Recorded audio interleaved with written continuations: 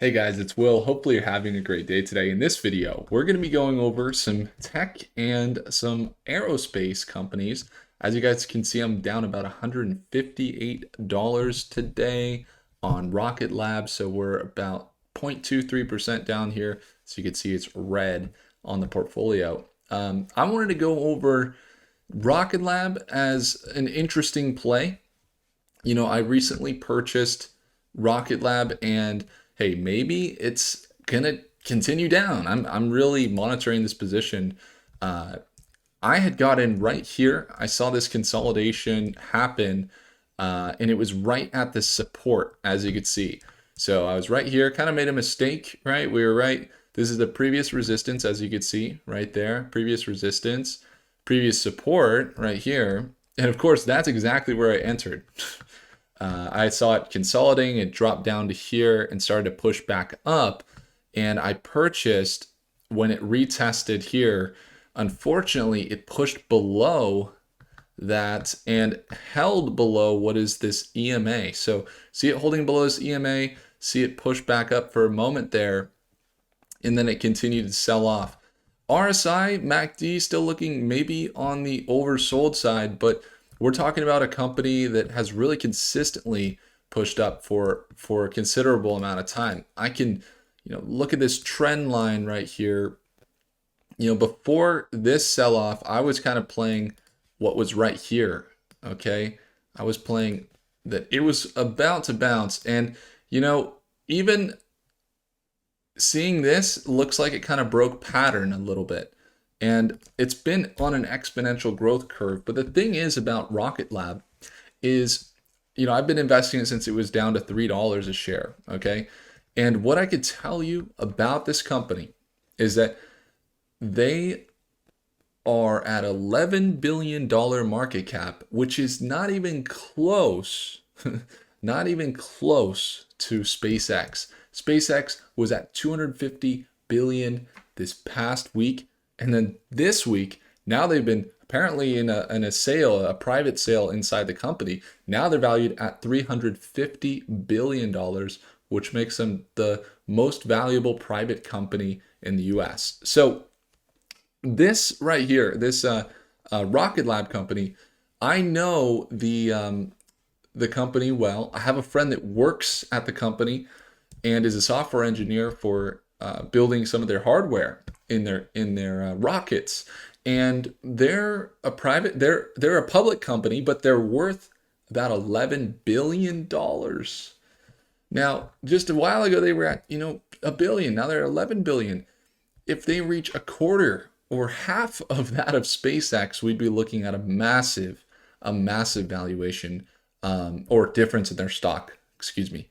If they reached even a quarter of what SpaceX is, that would put them at around 75 billion, which from their current price would be 7x our current price. Okay, so there's a lot of upside in the space industry and aerospace.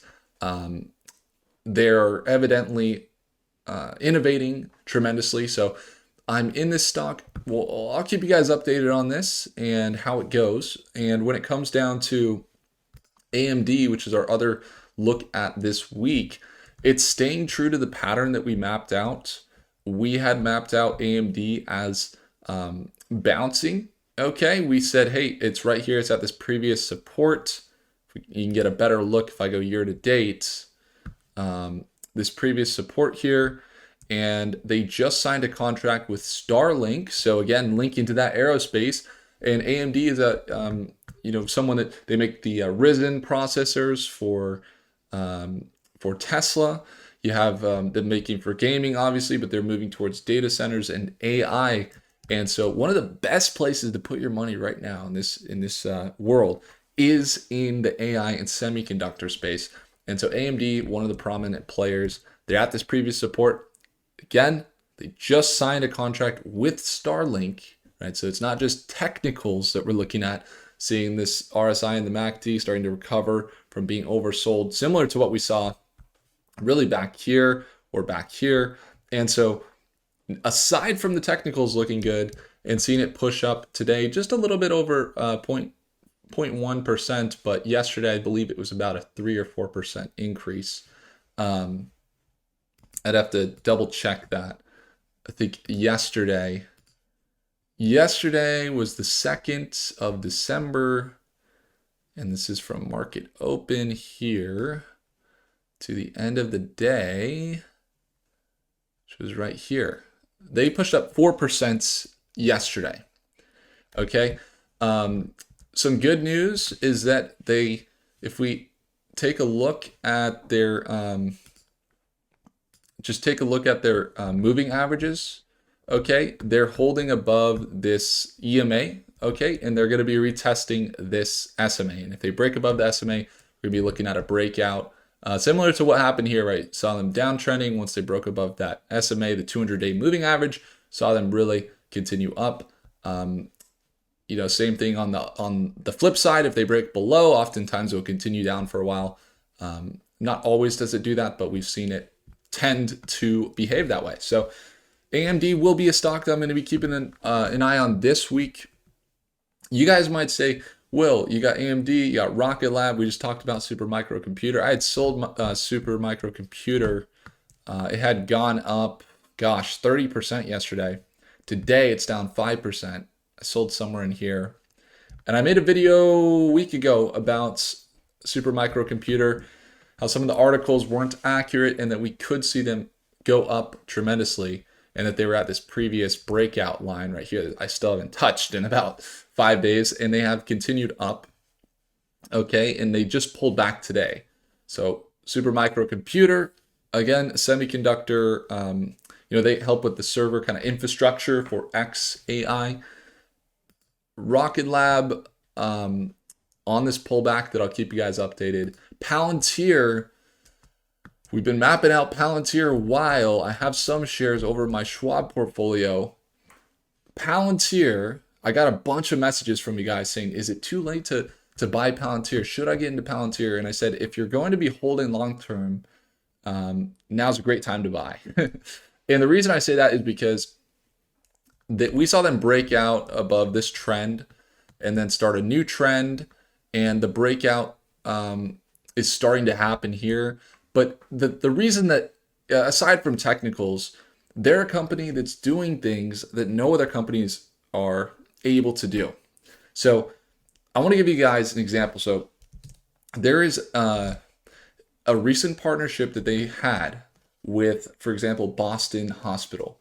So some of you guys, maybe you've worked at a place where you got different projects that are going on, and maybe it's not a hospital, but you've worked at a place where you have multiple projects happening. Okay, when you have multiple projects happening and you have multiple people that are employed, and you're trying to make sure that those people are in the right places for the right projects, that's kind of easy when you got just a few people. But when you start getting a lot of people, it gets harder, because now you have to say, well, let's look at everybody and all of our little projects and their different necessities and what is needed. And let's look at who we have and who can work that day. And then let's schedule. It's very hard for a human to do once you get to large levels of scale. And so, for example, like Palantir, they are an AI software that allows companies to process mass amounts of data for AI to basically make decisions in an organization or automate decisions. And they work with businesses. You can apply as a small business to work with them on their website. They also work with the Department of Defense. They work with the Pentagon, the Army even. So they work with the military as well, which you can imagine they have a ton of data. Like at airports, imagine how much data they have. You've seen some of the new tech maybe. If you go through an airport, they're scanning your face, they're going through that, right? And it's like, whoa, this is kind of weird, but they're able to track you, and then you go through, it's like, wow, something's managing that, right? It's AI. So this Boston Hospital project allows for them to say, we have 500 beds at this hospital, and then we have, let's say, 200 employees or 300 employees, probably more. And they're saying, we don't need to worry about trying to match everyone up. The AI can say, what are the symptoms of all of the people? right? What are their symptoms? And not only will the AI say, okay, the symptoms are this for every single bed, and it knows that, but then it matches the scheduling of the employees with the expertise to match the bed, so that AI automatically will schedule the right doctors and the right specialists in the right parts of the hospital for the right patients, something that a human doing at that scale on a day-to-day basis would struggle with immensely. Like, that's so hard to do. And you can think about things in your life, think about things that you might have a lot of data to process, and it makes things kind of complicated. And so Palantir solves that with Claude AI. They recently partnered with Anthropic, partnered with AWS, so Amazon, which if you're a developer, you know AWS is you could see S3 buckets across the entire world. Like, a lot of companies run on AWS. Netflix runs on AWS. There's so many different massive companies that run on AWS. So that partnership is going to be huge for Amazon as well, but also for Palantir. So makes sense. They're up 7%. They're at $70 a share, about $150 billion market cap, maybe 170 now. And there's a $1 trillion opportunity there. If they seize the opportunity, they could be a $1 trillion company, or they could be in the Magnificent Seven. I believe they're a great company to look at. If they do that, that would put them at, about a 5 or 6x their current price. So they'd be looking at about, $40, $400 a share to $500 a share, which could be possible for the company. And that's in a perfect world. Some liquidity tap out up here, right? Maybe, I don't know. It's still pushing up after hours, right? But you see, when you get to the top, what happens? There could be, some people saying, hey, I want to sell. It's pretty high. And it's going to drop, right? So that could happen. It's a little overextended. If we look on the RSI, you can see it's extended up here. MACD is looking overextended. So it could be a sell in the short term. But in the long term, and just looking at the company, I love it. I think that I'll be looking at it. It's definitely going to be trading PTIR as the pullbacks come and go, which is the 2x of PLTR. I don't recommend that you trade based on what I say, but that's what I use personally.